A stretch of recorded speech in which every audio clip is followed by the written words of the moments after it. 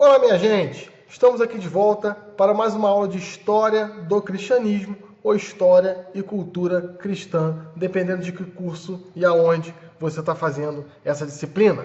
Estamos tratando de uma temática sensacional, de uma temática que eu considero uma das temáticas mais importantes para a consolidação do mundo moderno e contemporâneo e, principalmente, nesse caso, para a construção da identidade cristã do mundo que nós vivemos agora, tá? Sem dúvida nenhuma, essa temática é uma das temáticas centrais para se entender um pouco de religiosidade, de religião, de sociologia da religião e de ciência da religião no mundo contemporâneo, que é as reformas protestantes, que sem dúvida nenhuma é uma temática que eu particularmente gosto muito.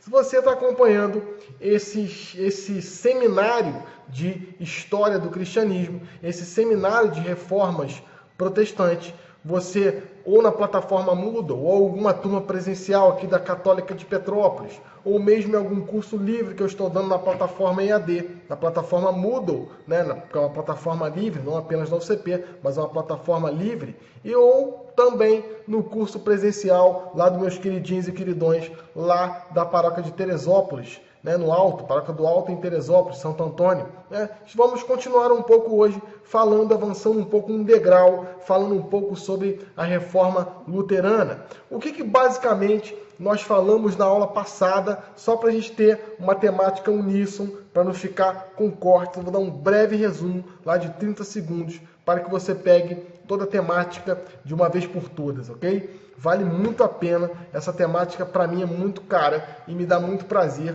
estudar, debater, conversar e principalmente lecionar essa questão.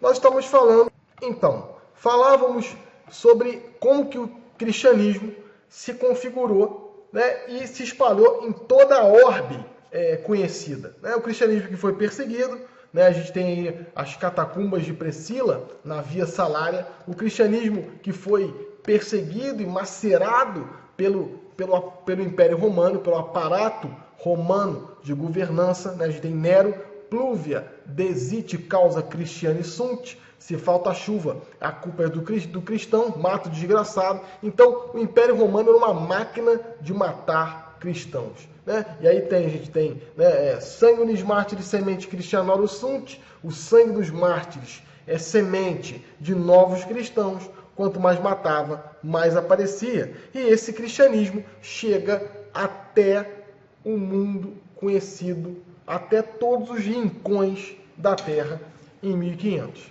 Tá? Depois a gente tem na Oceania também. Né? No dia 26 de abril de 1500, o frade Henrique de Coimbra vai celebrar a primeira missa no território que seria lá em 1808. Antes disso, o Brasil era apenas um entreposto comercial. O que seria um entreposto comercial? Para você que está em casa e não lembra lá da história do Brasil. Entreposto comercial seria um lugar de passagem, um lugar de parada para um destino maior. Por exemplo, quando eu vou para Teresópolis, dar aula para vocês, estão vendo o vídeo agora, eu paro em Itaipava. Porque às vezes eu saio muito cedo de casa e se eu sair muito tarde eu não chego, porque Itaipava tem um trânsito muito grande. Então eu passo por Itaipava, quando eu já estou na estrada de Teresópolis, eu dou uma paradinha, tomo um café, dou uma relaxada. Aquilo ali para mim é um entreposto, é um lugar de passagem. Claro que o entreposto comercial, nessa época português, era todo um aparato de comércio, todo um aparato de suprimentos, de provisões, não era apenas um lugar de passagem que tomava um café e ia embora. Tá? Então o Brasil nasceu, a Carta de Identidade Brasileira, a certidão de nascimento do Brasil, sem dúvida nenhuma, quando a família real vem de Portugal para o Brasil em 1808. Ok? Então, só um pouquinho de história do Brasil, para a gente lembrar um pouco. Né? Então essa missa foi celebrada no território que seria o Brasil hoje. Tá? Então, nós temos nesse período, né, o século XVI, 1501, já século XVI, as reformas protestantes. Nós estamos num momento na história que, sem dúvida nenhuma, é um momento nevrálgico da história. Por quê? Estamos no Renascimento. Se renasceu é que outrora estava vivo e morreu. Vou falar de novo. Se renasceu, é que outrora estava vivo e morreu. Estava vivo aonde? No mundo grego, na pujança e organização romana. Morreu no mundo medieval. E renasce no processo chamado humanismo, renascimento humanista. O que seria o humanismo? Por favor, não confunda humanismo com iluminismo, tá? Não confunda humanismo com iluminismo, é da razão, tá? Geralmente se confunde o humanismo com o iluminismo do mundo contemporâneo, com o iluminismo francês, tá? Iluminismo é uma coisa, humanismo é outra. Iluminismo é do século XIX, tá? 18 e 19, tá? A transição do 18 para o 19. E renascimento humanista é no século XVI. O que seria o humanismo, Bruno? Explica pra gente o que seria o humanismo em 30 segundos. Segundo quem está escrevendo isso e quem está compondo essa história, da história do renascimento humanista, o humanismo seria o retorno ao ideal clássico, tá? O retorno ao ideal do mundo grego, o retorno ao ideal da filosofia grega, tá? Da ética grega, e o retorno também ao ideal do mundo romano, tá? Você tem, nesse período, o retorno ao ideal clássico nas construções, na pintura. A gente tem o barroco, né? A gente tem os pintores renascentistas, a gente tem Michelangelo Caravaggio, tem Michelangelo, tem Da Vinci. Então, a gente tem outros grandes pintores, né? Mestre Rafael, pintores que vão exacerbar a cultura humanista nas pinturas, nas esculturas, na arte, na música, tá? Então, o humanismo é isso, é colocar novamente o homem como protagonista da história, e não mais a religião, não mais a teologia, não mais a igreja. Claro que a igreja, a teologia e a religião estão ainda na seara das discussões, e é justamente por isso que tem essa reforma. E é justamente por isso que a igreja se configura de uma outra maneira. É por isso justamente que nasce Lutero. Lutero é fruto do humanismo, é fruto do renascimento. Mark Bloch fala que nos parecemos muito mais com o nosso tempo do que com os nossos pais. Essa frase se encaixa perfeitamente na pessoa e nos ideais de Lutero. Vimos nas primeiras aulas, nas duas aulas passadas, falamos um pouco na primeira aula sobre a ética protestante e o espírito do capitalismo em Max Weber. Depois, na aula passada, falamos um pouco isso, sobre o que seria essa reforma, né? Primeiramente, uma reforma religiosa, de dimensões políticas, econômicas e sociais. É uma bobagem falar que é simplesmente uma reforma religiosa. Não é apenas uma reforma religiosa, é uma reforma antropológica. O homem medieval está passando pelo processo de mudança e está se transformando numa outra coisa.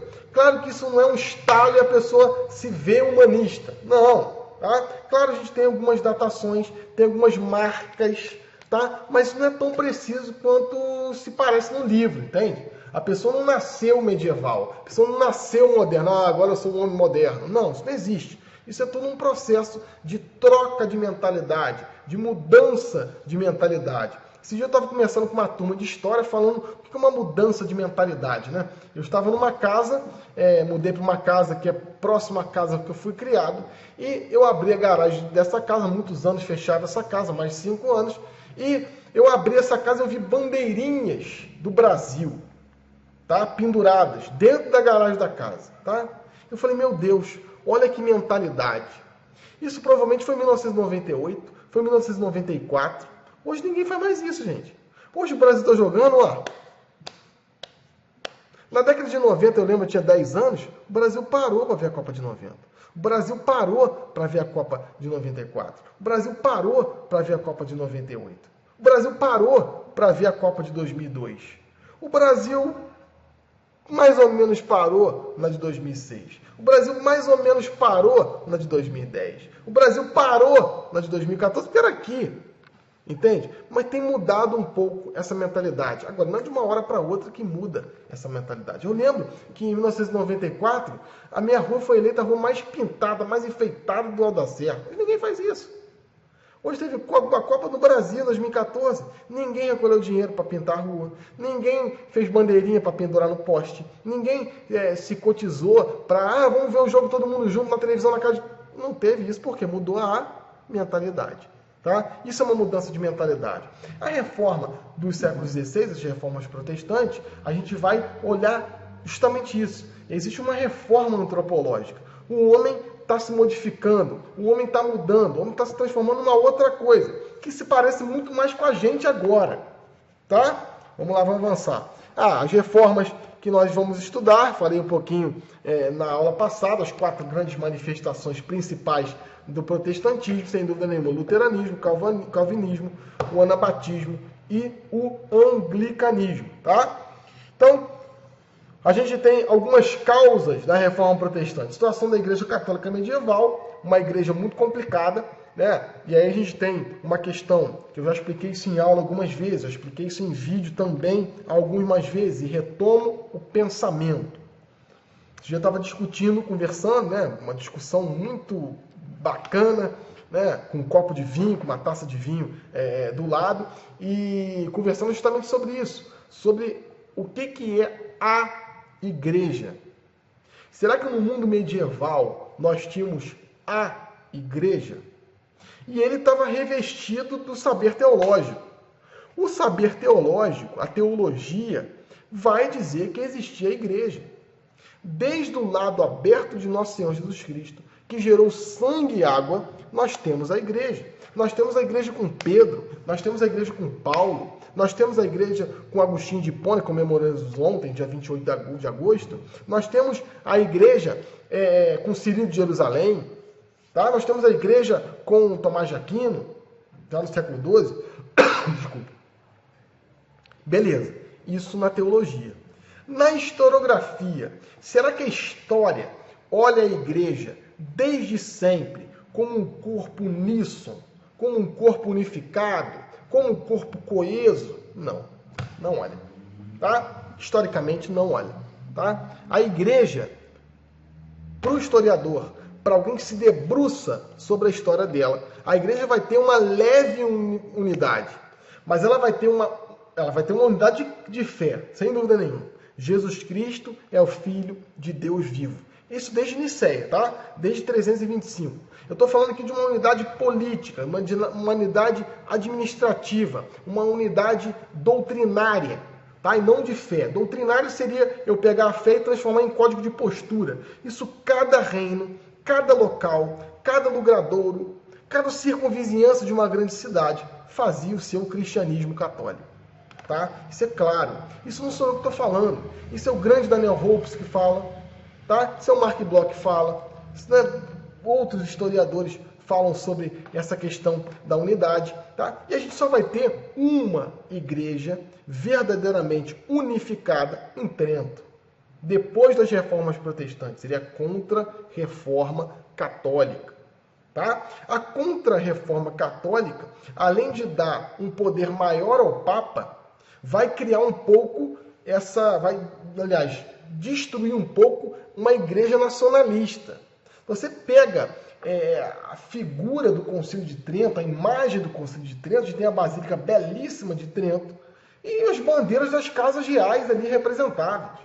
A gente tem a bandeira de Savoia, a gente tem a bandeira do Sacro Império Romano, Germânico, a gente tem a bandeira de outros territórios, significando que as igrejas locais estão presentes ali. Isso não acontece mais na igreja não, meu amigo. Hoje a igreja é uma, a igreja católica é uma igreja, tá? Distribuída na orbe, sob uma égide do munus petrino, que é o Papa, meu amigo. Tá? Antes isso acontecia. Antes o rei local escolhia o bispo e o bispo local era primo de um parente. Olha, isso não acontece mais. Investidura laica, né? Por exemplo, você pega a questão antes das cruzadas, né? Os cruzados até que resolveram esse problema.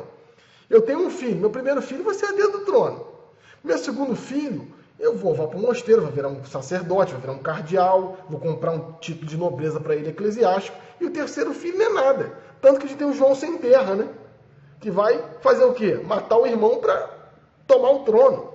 Tá? Claro que isso depois das cruzadas é um pouco que resolvido, porque geralmente o terceiro filho ia para os cruzados, virava um rei lá em Jerusalém, e etc. Tá? Mas a igreja não tinha essa unidade que tem hoje. Hoje o Papa Francisco escreve uma carta, escreve uma encíclica, daqui a 40 minutos a gente está sabendo. Daqui a meia hora, se ele publicar, todo mundo está no site. Naquela época, não. No mundo medieval, não. No mundo moderno, 1500 e pouco, também não. Tá? Eu tenho um Papa em Roma. O Papa manda um édito aqui para a Inglaterra. Quando o édito chega na Inglaterra, o Papa já é outro, gente. E aí o monarca lá, respeita ou não, ele está na circunvizinhança dele. Quem manda é ele. E isso foi causando um pouco de revolta. Essa ingerência da igreja em certos assuntos foi causando um pouco de revolta, principalmente na igreja da Alemanha. A igreja proibia a captação de bem, mas de certa forma era a que mais captava bem, principalmente na Germânia, né? Então, essa insatisfação política e religiosa dos povos europeus girava muito em torno do poderio que a igreja tinha. A igreja, o Papa era muito mais um cara de relações internacionais, né? Estava muito preocupado em não perder território, em defender os cristãos, em não deixar que os cristãos fossem mortos na Terra Santa. Então, a unidade era um pouco que fragilizada. E, historicamente, eu posso dizer sem medo de errar, a igreja que nós conhecemos hoje, a igreja que nós vamos na missa, a igreja que eu fui na missa no domingo, é uma igreja tridentina. É uma igreja que nasceu em Trento. Bruno, e o Concílio Vaticano II? Pô, o Concílio Vaticano II é sensacional. Estamos comemorando agora 50 anos do Concílio Vaticano II. Muito estudado, tem palestras e palestras sobre o Vaticano II, analisando decreto por decreto, carta por carta, exortação por exortação. Só que é um concílio pastoral. O Concílio de Trento é um concílio que vai mexer na fé. Tá? O Concílio o Concílio Vaticano II é um concílio pastoral. Nesse sentido, não tem um mais importante que o outro. São dois momentos diferentes da história. Tá? E a ansiedade provocada pela espiritualidade vigente. São as causas, a princípio, do concílio. Né? A gente tem algumas questões locais, né? E as obras humanistas, né? A preparação para a reforma. As obras humanistas, principalmente com Erasmo de Roterdã, Maquiavel, próprio Leonardo da Vinci e outros, né? Colocando novamente o homem num patamar que ele tinha outrora no mundo grego. Claro que isso é o início do fim, né? A gente coloca o homem novamente no baile das discussões filosóficas, teológicas, tá? E depois o homem se sobressai de uma tal forma que ele exclui o próprio Deus. A gente tem uma explicação de Weber, rapidamente, que eu já dei algumas vezes, né? Eu tenho no mundo politeísta muitos deuses, eu tenho no mundo politeísta um Deus. Eu tenho no mundo politeísta medieval um Deus e uma instituição.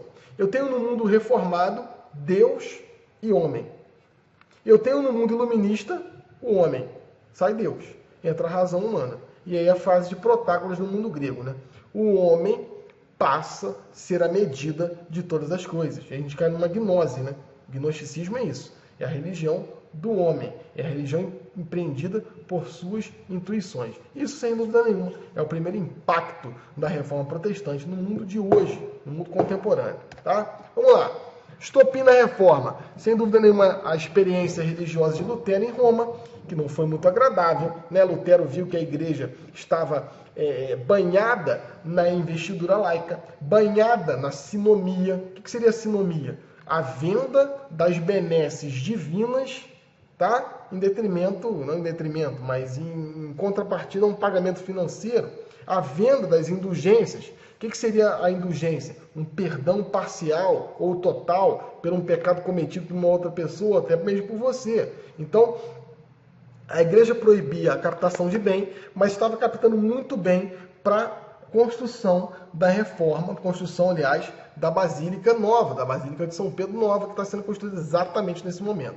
Então, a venda das indulgências, essa chaga na história do cristianismo católico, lembro mais uma vez, uma chaga dentro do cristianismo católico de uma maneira local, tá? Em um lugar. Se você pegar o que São Francisco de Assis falou para o Papa, e o São Francisco de Assis está nos altares, e o que Lutero falou para o Papa, e Lutero é herege, é uma disparidade, né?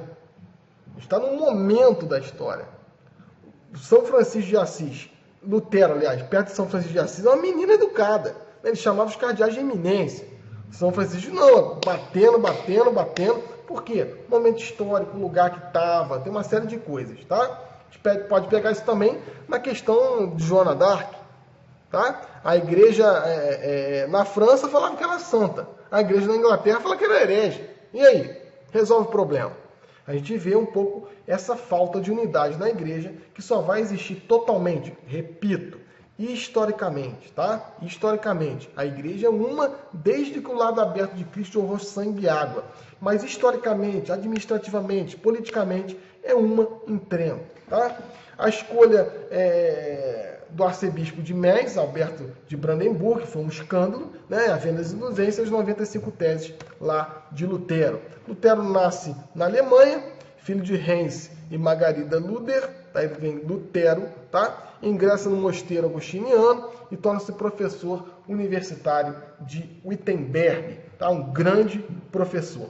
E aí depois ele se refugia, Lutero defende e afirma que os papas e os concílios podem errar. Depois ele escreve a Nobreza Cristã falando sobre o cativeiro da Babilônia, né? Ele fala que a igreja católica é a Babilônia, tá? E aí ele vai, é excomungado, né? Tem a direta lá de Worms, a disputa de Worms, ele se defende e é condenado e refugia-se no castelo de Arteburg, onde começa a traduzir a Bíblia. E essa seria a aula de hoje, né? Lutero, depois de 95 teses, ele se refugia nesse castelo, onde começa a traduzir a Bíblia protestante, a Bíblia de Lutero. Essa Bíblia que nós temos hoje nas nossas mãos, né? Seria a Bíblia hoje mais famosa, a Bíblia numa edição chamada João Ferreira de Almeida. O que seria a Bíblia de Lutero, né? Algumas figuras interessantes da Bíblia de Lutero, né? A Bíblia católica tem 7 livros do Antigo Testamento que não existem na versão protestante. Tobias, Judite, Sabedoria, Eclesiástico, Baruque, 1ª e 2ª Macabeus, além de alguns textos de Esther e Daniel. Bruno, mas essa Bíblia de Lutero, por que isso? Lutero fez uma obra magnífica, uma obra genial. Em que sentido? Ele pega uma versão da Bíblia, que Hermes de Roterdã já tinha mexido já, ele pega uma versão da Bíblia do hebraico e traduz diretamente para o alemão, principalmente o Novo Testamento, tá? Então, tudo que não estava em hebraico, ele refutou. São justamente esses 7 livros que não estavam em hebraico e ele retira da tradução dessa Bíblia. Sem dúvida nenhuma, nesse sentido, Lutero passa a ser, sem dúvida nenhuma, o pai da língua alemã moderna. Hoje, a língua alemã tem seu pai, sem dúvida nenhuma, Lutero, quando ele traduz a Bíblia, principalmente o Antigo Testamento, tá? As ideias de Lutero vão se difundindo na Alemanha e na Europa graças à imprensa, né? A imprensa está nascendo nesse momento. Essa reunião de Spira surge o nome protestante, tá? Às vezes as pessoas me falam, Bruno, o protestantismo surge porque eles protestam esses livros da Bíblia? Não. O protestantismo surge porque eles não têm imagem nas igrejas? Também não. O protestantismo surge porque eles, os protestantes, se consideram, tem aqui até, deixa eu ver se tem aqui, ó, participantes do colóquio de Marburgo, ó, Martins Lutero, olha que interessante, ó, Lutero, tá? E aí vai, ó, Estevão, ó, todos esses aqui são reformadores, olha que interessante, todos assinam, ó, Martim Lutero, olha que legal, muito legal, né? Mostrando um pouco da concepção da época. Deixa eu voltar aqui. Isso. Vamos voltar. Isso. Aqui. Principalmente por causa da imprensa. Tem o nome protestante porque eu estou protestando contra essa igreja, tá? Uma das críticas mais contundentes de Lutero é ele falar que a igreja caminha muito bem no seu período apostólico, primitivo e apostólico, caminha muito bem até o Concílio de Nicéia, mas depois do Concílio de Nicéia entra um aparato estatal, se assim podemos dizer, imperial, e a igreja se perde. Tá? A igreja se perde quando ela se atrela ao poder espiritual, ao poder temporal do Império Romano. Lutero não está de todo errado, porque a igreja, sem dúvida nenhuma, perdeu quando o Império Romano assumiu, não assumiu, mas deu todo o seu aparato de governança à Igreja Católica, tá? Mas perdeu, mas ganhou muito também. Não seríamos cristãos. Lutero não faria essa crítica se o aparato de governança romano não tivesse empreendido junto com a igreja. Tá? Depois tem esse colóquio que eu mostrei para vocês sobre a divergência entre luteranos e zwinglianos, né, que são outras ramificações protestantes, sobre a ceia do Senhor. Então, às vezes as pessoas me perguntam, né, Bruno, qual a diferença principal entre católicos e protestantes? Uma substancial é justamente sobre a transubstanciação, a consubstanciação. Tá? Por exemplo, o cristão católico, ele acredita na transubstanciação. O que isso quer dizer? Existe uma mudança de substância. O que é substância? É aquilo que é. Por exemplo, você que me acompanha pelo YouTube, pelos vídeos, tem dia que eu estou de barba, tem dia que eu estou sem barba. Tem dia que eu estou com cabelo maior, tem dia que eu estou com cabelo batidinho assim. Tem dia que eu estou com uma blusa mais clara, tem dia que eu estou com uma blusa mais escura. Isso não é substancial. Isso é uma coisa periférica. Tá? Eu tá de preto, tá de branco. Tá rindo, tá chorando. Isso é uma coisa periférica. Isso não vai mudar em nada na pessoa que eu sou. Isso não vai mudar nada em mim. Uma transubstanciação seria uma mudança não na aparência, mas na essência da coisa. Então, quando você fala em transubstanciação da Santíssima Eucaristia, você está falando que o pão e o vinho mudam a sua substância, não mudam o acidente, não mudam a aparência. Tá? Vai continuar tendo gosto de pão, cheiro de pão, aparência de pão, gosto de vinho, cheiro de vinho. Tá? Mas mudou a substância. A consubstanciação seria Jesus não é aquilo, Jesus está ali. Tá? Isso vem um pouco da interpretação da instituição da Eucaristia. Tomai todos e comei, este é meu corpo, tomai todos e bebei, este é meu sangue, o sangue da nova eterna aliança, que é dado por vós, fazeis em memória de mim. Eu interpreto de uma maneira, eu acredito na transubstanciação. Jesus que está verdadeiramente ali, transubstanciado, corpo, sangue, alma e divindade. E é por isso que o católico passa em frente a uma igreja e faz o sinal da cruz. Ele se ajoelha perante o Santíssimo Sacramento do altar. O luterano acredita na consubstanciação. Jesus está ali. Olha, também é muito interessante. Jesus não se transubstanciou, mas ele está consubstancialmente. Ele está junto daquilo. Tá? E existe ainda ramificações neopentecostais e pentecostais também, que não acreditam nem na transubstanciação, nem na consubstanciação. Acreditam que aquilo ali é uma representação da ceia do Senhor apenas. O católico acredita, então, na transubstanciação, a mudança da substância. Não é mais pão, não é mais vinho. Apesar de eu ver o pão, ver o vinho, a essência daquilo foi transubstanciada pelo poder e pela misericórdia do Santíssimo Espírito Santo. Tá? Através da oração consacratória. Tá? O padre faz a oração consacratória e tem uma transubstanciação. Muda a substância. E a consubstanciação, como eu já expliquei, Jesus está ali.